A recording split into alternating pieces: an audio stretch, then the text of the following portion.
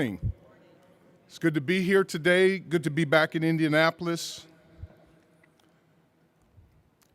I want to spend a few moments talking about transformation, strength, power, boldness, and the Big Ten Conference. When I think about how far we've progressed these last few years, my heart is warmed with so many people who have helped us to get here today. Our student athletes, our coaches, our chancellors, our presidents, our faculty athletic representatives, our senior women administrators, our fans have had so much to do with us being here today. I also want to take a moment to thank our Big Ten Conference staff for putting on another incredible Big Ten football media days here in Indianapolis. On a serious note, I do ask for your love, your support, your prayers for Becky Blank. Chancellor Blank, who concluded her tenure at the University of Wisconsin and was scheduled to become president of Northwestern University, is battling cancer. She's a special person. She's been great to this conference. She's been incredible to me. So please keep Becky, her husband Hans, and her daughter Emily in your prayers as she battles this awful, awful disease. Along those same lines, I just want to thank President Morton Shapiro, who's agreed to stay on at Northwestern University until they can find a new president. Morty and his wife Mimi and their entire family have been so gracious to Greta and I, and I'm so grateful for our relationship and for everything he's meant to Northwestern, to the Big Ten Conference, and to me personally. Today is a really special day because last year, as I stood on this podium, I made an announcement that we were starting a new fellowship in the Office of the Commissioner called the George and the Viola Talafaro Fellowship in honor of the iconic football player at Indiana University, George Talafaro. And if you haven't seen the BTN movie on him and his family, please watch it. But we're blessed here today with his beautiful daughters who've become family. But we're really excited to announce that we've kept our promise and we have hired 4 new George and Viola Talafaro fellows who will start work in the Office of the Commissioner here next month. And they're here today. I see Adam Shibley, please stand, a former student athlete at the University of Michigan and Notre Dame University. Thank you, Adam. Eric Curry, a former student athlete at the University of Minnesota. Ariana Henderson, a former student athlete at Colorado University. And we have another member, Jalen Mason, who's a former student athlete from Rutgers, and she is traveling here now, has had some plane issues, but she'll be here this afternoon. What makes this so special is that they will have an opportunity to work with me, to work in our conference office, and to be able to build their career in college athletics. I also want to show a sense of gratitude to our bowl partners. I've seen many of them here today. I think we have 11 bowl partners here today. Our bowl partners are so incredibly special to us because what they do on a daily basis is provide the opportunity for our student athletes and their families to recognize and realize dreams by playing in these incredible bowls. So I just want to thank our bowl partners for everything that you do for the Big Ten Conference. I also want to thank Steve Hatchell, who I believe is here today. He's with the National Football Foundation. This is their 75th anniversary. Steve, thank you for everything that you do to make the game of football special to all of us. Our media partners, a special thank you, especially our partners from Fox and BTN, Eric Shanks, Mark Silverman, Larry Jones, Jordan Bazant. And I've seen even some of their on-air talent here. And at BTN, led by Francois McGillicuddy and the incredible BTN staff, thank you for everything that you do for the Big Ten Conference. Thank you for being a great partner. I know we'll have some new family members in our media partner list here sometime soon. but what Fox has done and what BTN does on a daily basis to tell the stories of our student athletes is absolutely incredible, and for that, I am grateful. I also am grateful for so many things today, one of which is that we're the only A5 conference that has all of our coaches back this year. We have all 14 of our football coaches back this year, which shows the strength, the continuity of our coaches and of our conference. Many of our head football coaches are father figures to our student athletes. They're parents. They lead with integrity, grit, honor, and I'm grateful for everything that they do on a daily basis. I know the impact that coaches have had in my life, and I look forward to having you all spend some time with them today. Another young man here, Barry Alvarez, I just want to thank him for everything that he's done. Barry joined us last year as a senior advisor for football. His advice, his counsel, his wisdom, his vision, being with me this past year has been incredible. And Barry, I'll forever be grateful for what you have done for the conference, for me personally, but more importantly, for college football as a whole. And congratulations that the new field at Camp Randall Stadium will be named after you, Barry Alvarez Field. And it's just a testament to what you and Cindy and your family stand for. So Barry, thank you for everything that you have done for college football at large. The Big Ten is born out of a desire for equity in sport. I'm excited that we have a meeting coming up with our Big Ten Parents Council, that we'll be able to talk with them about their ideas, listen to them, to get insight and advice of what we can do to even make this conference stronger. We also have formed a student athlete advisory and advocacy committee to listen to our student athletes even more, to understand what's important to them, what we as a conference can do better, how we can become stronger. I am so grateful every single day for our presidents and our chancellors and our athletic directors, many of whom are here today.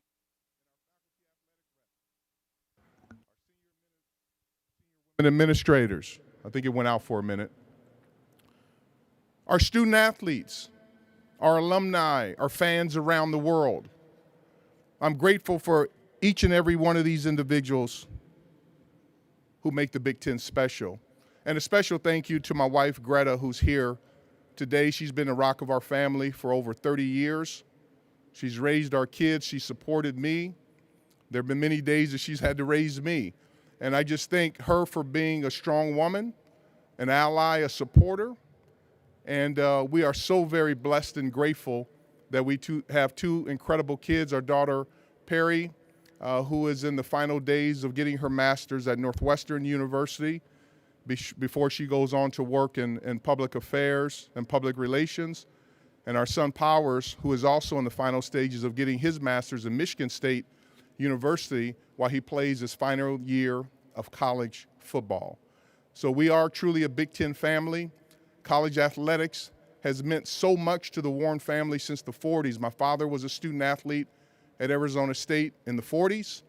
My brother Morrison was a student athlete at Stanford in the 60s. I was a student athlete in the 80s.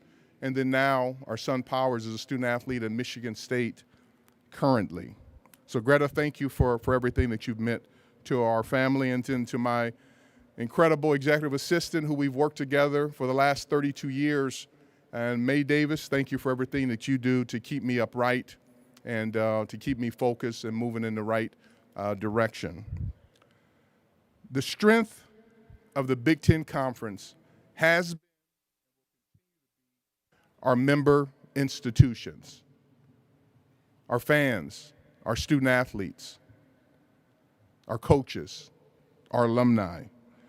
And we are a conference born out of a desire to provide opportunities and equity in sport, to advance the lives of our student athletes through higher education. On January 11th of 1895, 7 college presidents came together at a hotel in downtown Chicago called the Palmer House. and created a blueprint for college athletics. I can only imagine, and there are many days that I wake up and I think about what would it have been like to be in that meeting with those 7 college presidents when they formed the Big Ten Conference.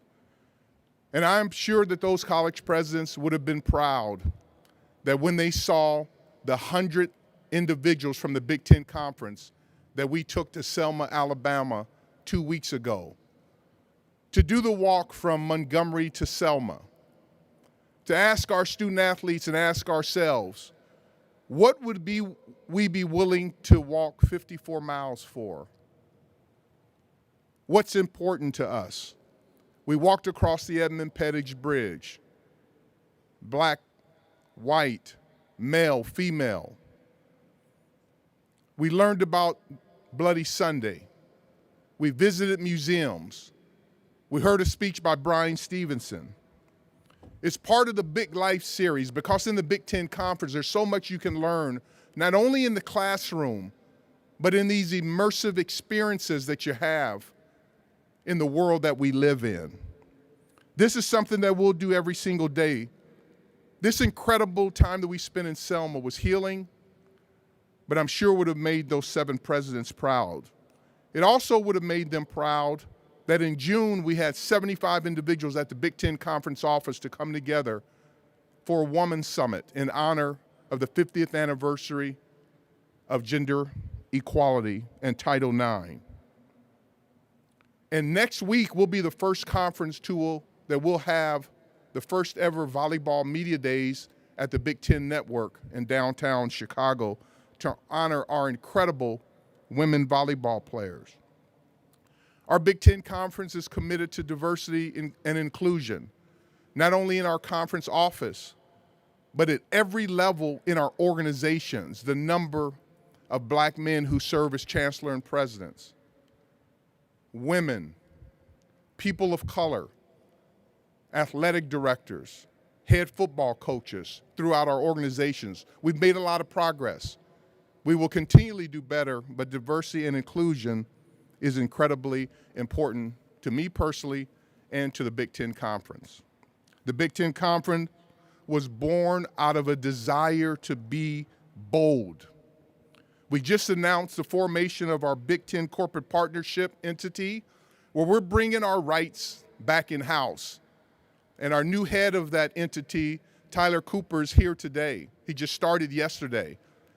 I'm honored to work with Tyler, to work with Francois from Big Ten Network, Jack Brown, to build an internal business where we can be a leader in corporate partnership and sponsorship activation for our existing partners, but the new partners that we will build over the next couple years. We are blessed now, especially with the addition of the University of California, Los Angeles and the University of Southern California, that we will have a footprint in the 3 major media markets, from New York to Los Angeles to Chicago, which will allow us to be even bolder when it comes to corporate partnership and activation. So I look forward to building a very successful and robust business in that area.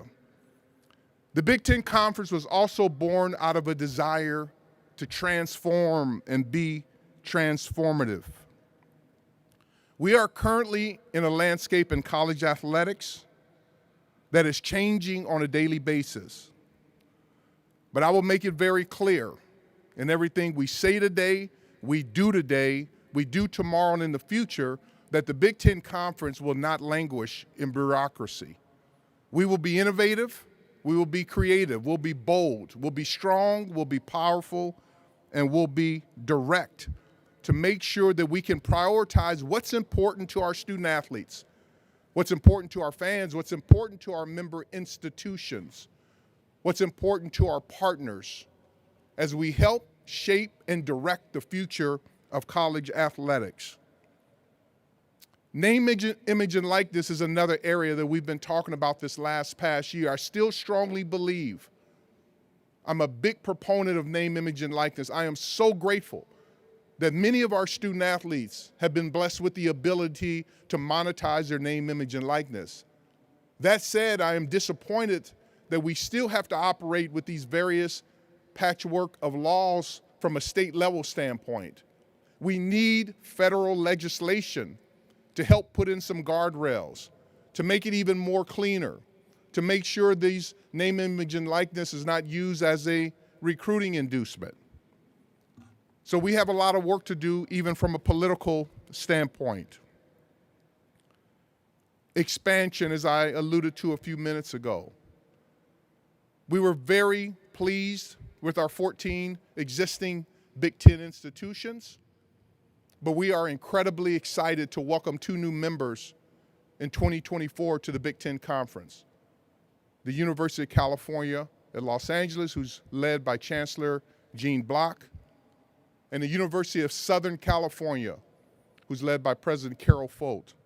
These are 2 incredible academic and athletic institutions in a strong location in Los Angeles with great rich history and tradition, who are innovative, who are forward-thinking, who are bold, who will make us even stronger as a conference. And I look forward to welcoming these 2 fine institutions into the Big Ten Conference, to working with them, to making even our conference stronger than it already is. Because where we are right now, I'm focused on being realistic about the state of college athletics, about accepting our responsibility to shape college athletics, lead college athletics, fortify college athletics, to be bold, to be strong, to be innovative. And regarding expansion, I get asked every single day, what's next? It may include future expansion, but it will be done for the right reasons, at the right time, with our student athletes, academic and athletic empowerment at the center of any and all decisions that we will make regarding any further expansions. We will not expand just to expand. It will be strategic. It will add additional value to our conference, and it will provide a platform to even have our student athletes be put on a larger platform so they can build their careers, but also that they have an opportunity to grow and learn from an education and from an athletic standpoint. We are on a perpetual state of evaluating what's next for college athletics, what's next for the Big Ten Conference, what's next for college football playoff, what's next for the NCAA, what's next for the Transformation Committee, and what's next for the future of how we operate in this environment called college athletics, our bowls, our partnerships. And I'm a big believer that the reason why we are dealing with a lot of issues that we're dealing with today is because the business of college athletics has grown faster than the structure and the governance of college athletics. Media rights, we've been working on those. I'm incredibly pleased of where we are. We have great opportunities. We're finalizing our deals, and I look forward to standing before you to make an announcement sometimes here sooner than later. So while the dollars are important to our member institutions, but it's really about the platform to provide financial stability to our member institutions so we can provide excellent health care, mental health services, life skills programs, and even educational experiences to our student athletes. But today is about football, it's about sports. We've been blessed these last couple years to have all types of Big Ten student athletes around the country in the NBA, WNBA, NFL, NHL, Major League Baseball, making a difference in the lives of professional sports. I've been blessed my 2 years as commissioner to have a team in the college football playoff, Ohio State in 2021 and Michigan in 2022. Last year, we had 10 of our Big Ten teams selected for bowl games, which is the most that we've ever had. We had 4 teams finish in the top 25 in the AP poll. We had 29 All-Americans. We had 48 individuals drafted in the NFL draft. And I pray for our NFL rookies every single day as they embark on a new career. So in closing here, I just want to thank everyone who sacrificed to make the Big Ten Conference special, to put us in a position of power, of authority, of dominance.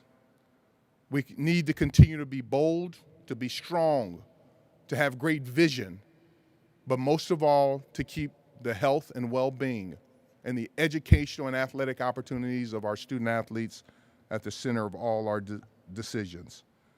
So to John Griffith, Tug Wilson, William Reed, Wayne Duke, and Jim Delaney, it's an honor and pleasure to serve as your commissioner. I'm looking forward to an incredible football season ahead. And I thank you in the media for everything you do to tell the stories, to amplify the voices of our student athletes, and for taking time for being with us here today. So I'll open the floor up for questions. And our first coach after we finish our questions will be Scott Frost from the University of Nebraska. So thank you. Commissioner Warren, we have our first question right here. Can you stand? Hey, good to see you. Good to see you. Hi, Commissioner Warren. Ryan Celine from Greater Than the Game. Hi, Ryan. Good seeing you again. With everything changing in college football between NIL and conference expansion and other advances in the game, how do you balance sticking with your strategic plans to being adaptable? Yeah, I think, Ryan, great questions. Good to see you again. Glad you're doing well. You know, some of the things that we have to keep in mind is we are in a perpetual state of change. We need to become comfortable in change. We need to embrace change. But all of these things that we're dealing with right now, that we had mapped those out even a couple years ago, even during my interview process, to make the plans, to create good partnerships, to stay focused, to keep the main thing, and that's to make sure that our student athletes, that we continually embrace them, empower them. So whether it's name, image, and likeness or transformation, we always want to take a leadership role in doing the right things for the right reasons for the right time for our student athletes. Ryan, thank you for the question. We'll go over to this side here. Kevin Dennis Dodd, CBS Sports. Dennis, good to see you. Nice to see you.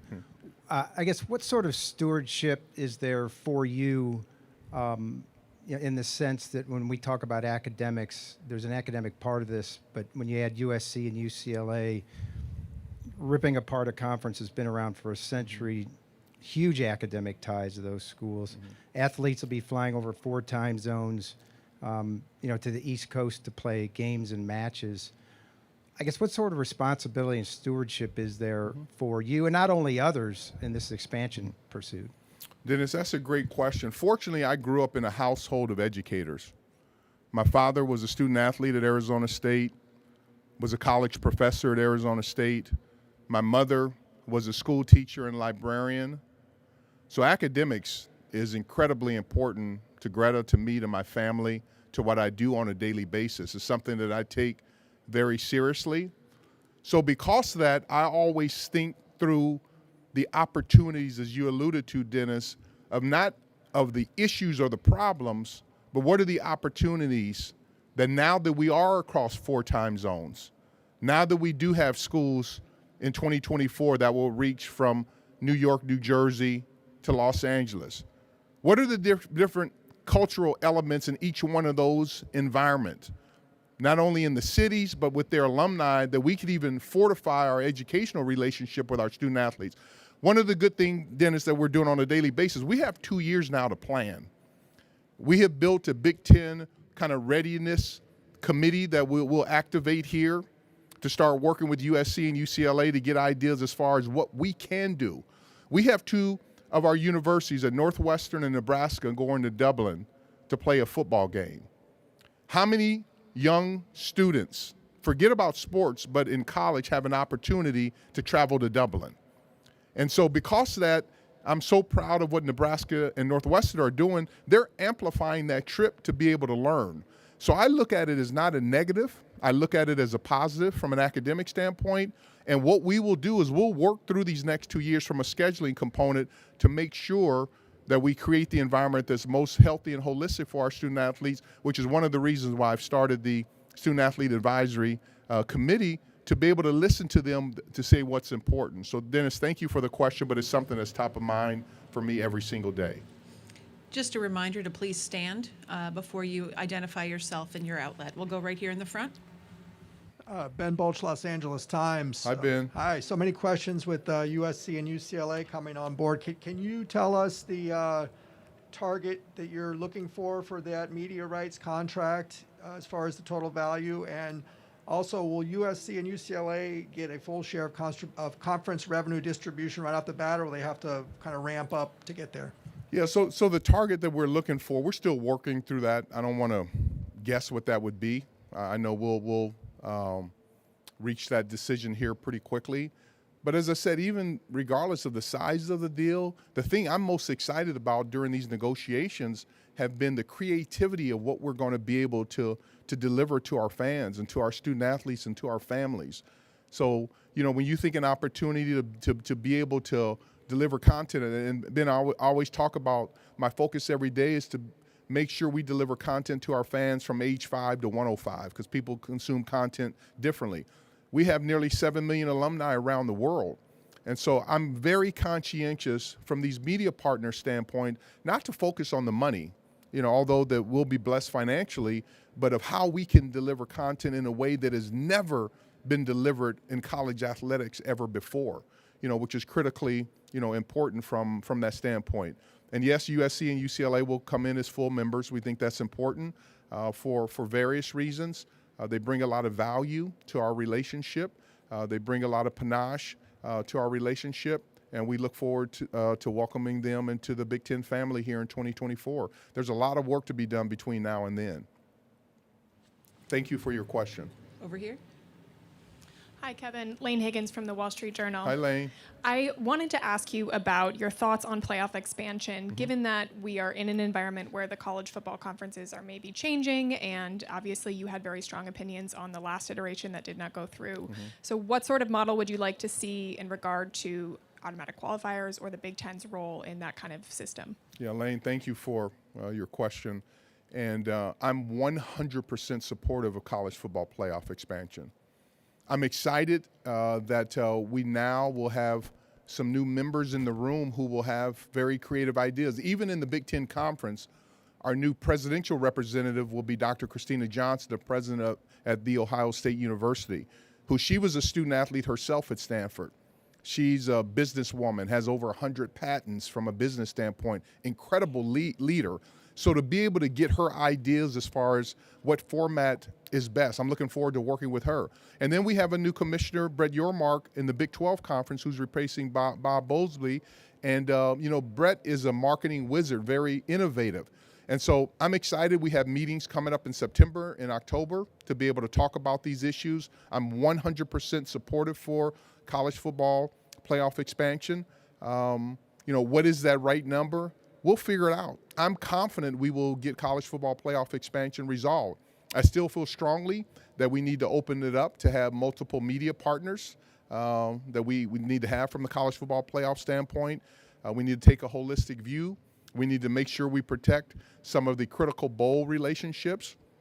And so as we work through all these, whether it's automatic qualifier, whatever the case may be, I'm confident as we get these new individuals in the room, get these issues on the table, that we'll be able to reach some resolution. And again, make sure we ask ourselves the right questions for the right reasons at the right time for our student athletes and our fans. But I look forward to the day that we can expand the college football playoff, and I'm confident that it will happen. Thank you, Lane. Over here on the right. On my Hey, Kevin. Tom Bruce, Sports Illustrated, Indiana. Hi, Tom. It's been about a year now since you've established some committees that have dealt with mental health issues for student athletes and such. Two-part question. One, how do you feel all of that has gone so far? And two, have you done enough as a conference, you think, to spread the message and the word, not only to student athletes who need help, but others around them as well, family members and such? Tom, thank you for raising that question. Mental health is top of mind for me. I think we've done a really good job of bringing visibility to mental health and wellness, and it's something I'm passionate about.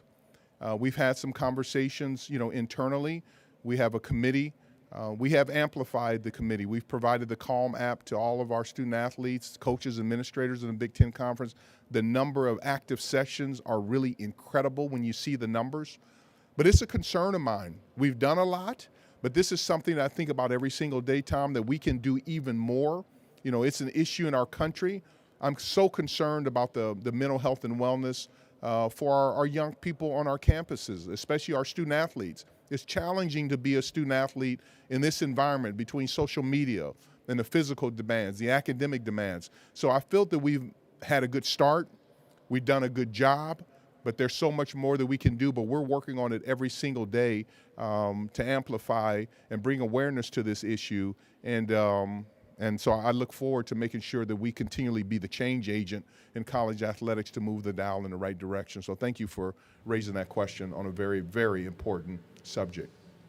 Just so you know, I'm keeping a mental track of where the questions are. We're going in order here. We're going to go right here. Hi, Kevin. Doug Maurice with Cleveland.com. Yes, Doug, good seeing you again. Good to see you.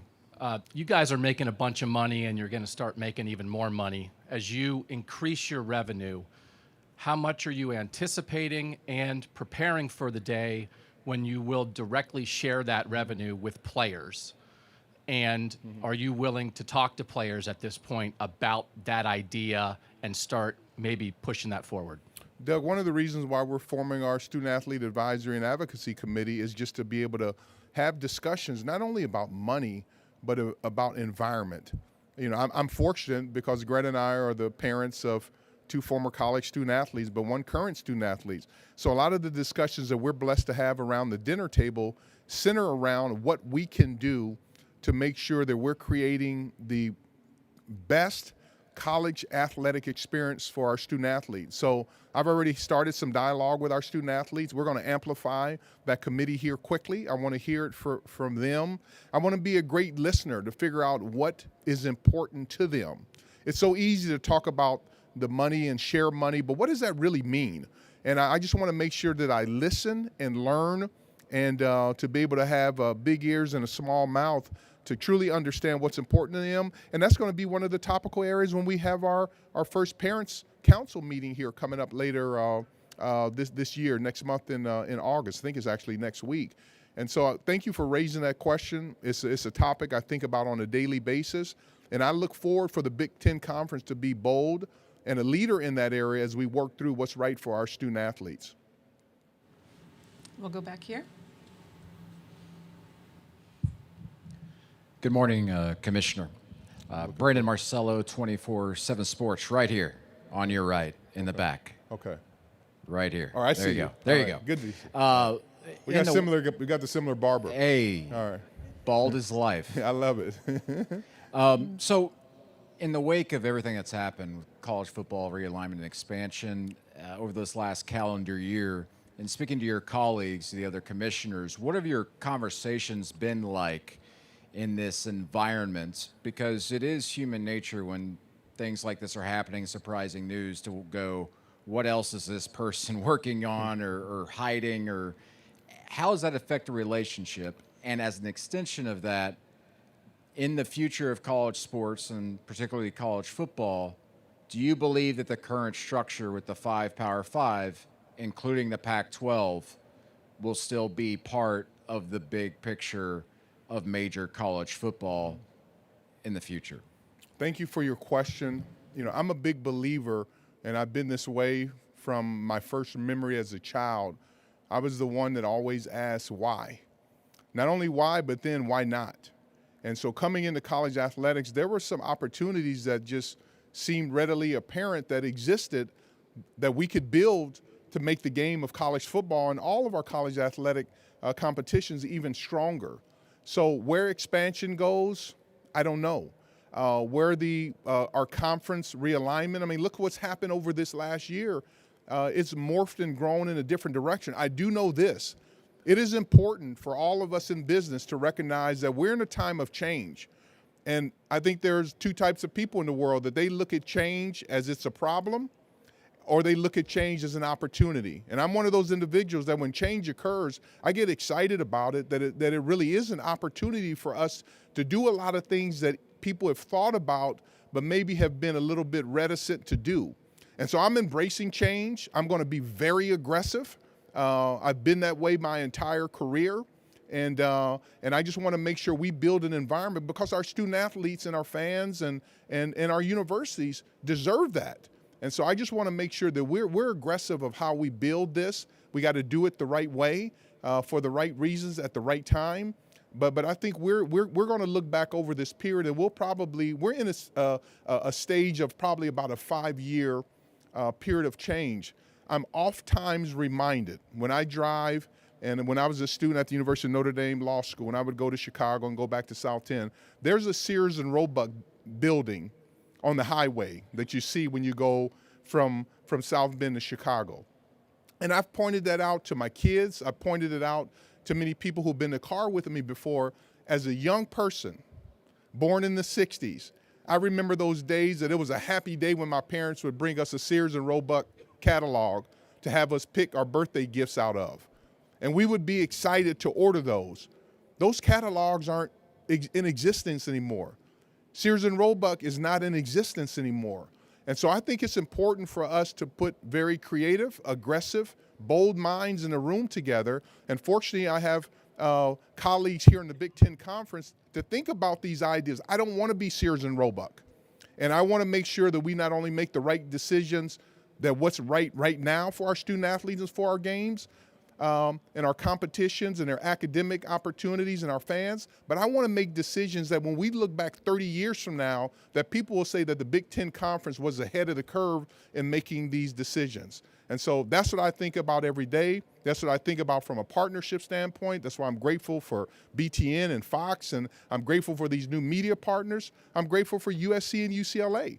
So it's important for us to make sure we take care of our 14 schools, bring in our 2 new family members, but to be really forward-thinking and think way over the horizon and think what our decisions will have an impact on this thing we call college athletics the next 30, 40, 50 years from now. So thank you for your question. We're going to go in the back over here. We've got time for, I think, about 3 more, so I apologize to the folks that we're not going to get to.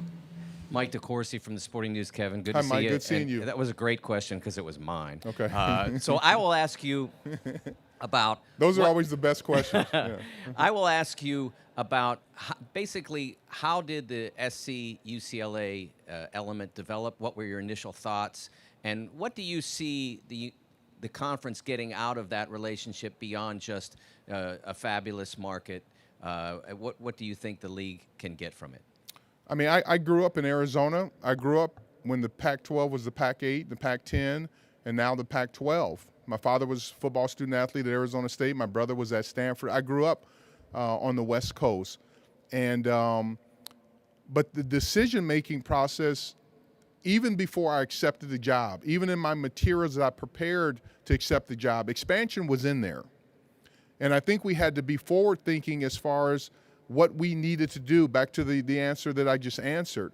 And what do I think it brings more to the table even than athletics? Athletics, quite naturally, is a big component of it, but academics is incredibly important. You look at some of the alumni from USC, you know, the Steven Spielbergs, the UCLA, Jackie Robinson, Jackie Joyner-Kersee, Kareem Abdul-Jabbar, Stan Smith from USC. You think of all the different positive, powerful alumni who have a diverse background. So academically, athletically, the graduation rates of each one of those schools is over 92%.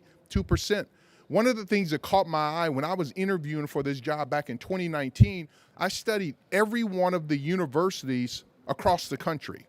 And one of the things that jumped out about USC and UCLA and even the market of Los Angeles is that they're the largest section of Big Ten alumni other than in the Midwest is in Los Angeles. And there's so many opportunities that exist across the country. And so I've spent a lot of time, even before I came to the Big Ten, once I accepted the job in the Big Ten, and even these last couple years, always analyzing each and every school and what it means just for college athletics, what it means to the Big Ten Conference, and to make sure that anytime we have an opportunity to add incredible value, that we are prepared. So a lot of the work that we've done on any expansion, potential expansion we've done it multiple years ago, and that we're always in a perpetual state of analyzing the goodness of fit for any institutions that would come into the Big Ten Conference. Okay, we're gonna go over here, and then we've got one more after that. Well, thank you, Kevin. Steve Hellwagon with 24/7 Hi, Steve. Sports Columbus. It seems like this wave of expansion kind of hinged on a couple of things that made it so that you could, for lack of a better word, forsake your regional base here in the Midwest and go national.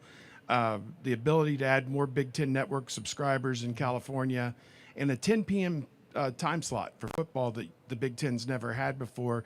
Just how big were those two factors in this decision? And if you want to share a number on what the existing schools are going to realize as a benefit annually, just a ballpark figure, feel free to do that. But are those things going to drive future expansion as well? I mean, it could drive future expansion, but one of the things that you said, again, back to what I said earlier, I always ask why and why not, is I think sometimes later time zones on the West Coast, people looked at it as a negative, and I always looked at it as a positive. So for us in the Big Ten we're in 4 time zones. We will be in 2024, East, Central, Mountain, and West.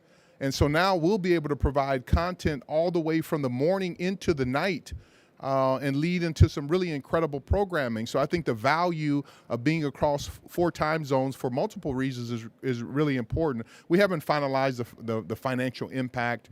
And ironically, this probably will shock you, the numbers and finances associated with it are typically the last thing that I kind of consider and analyze. It's important for me from a business standpoint, but from a decision-making process standpoint, always look at all the other reasons why. Because if all the other reasons make sense, the finances will take care of themselves. So I'm looking forward to building, a brand to be fortified and strong from Los Angeles to New Jersey and everywhere in between. So it'll be an exciting time, busy time for these next 2 years. And thank you for all the work that you do. All right, folks, I apologize. That is going to wrap up our session with Commissioner Warren. Thank you again, Commissioner. We are going to take a quick television break here, and we will be back with Coach Frost. Thank you.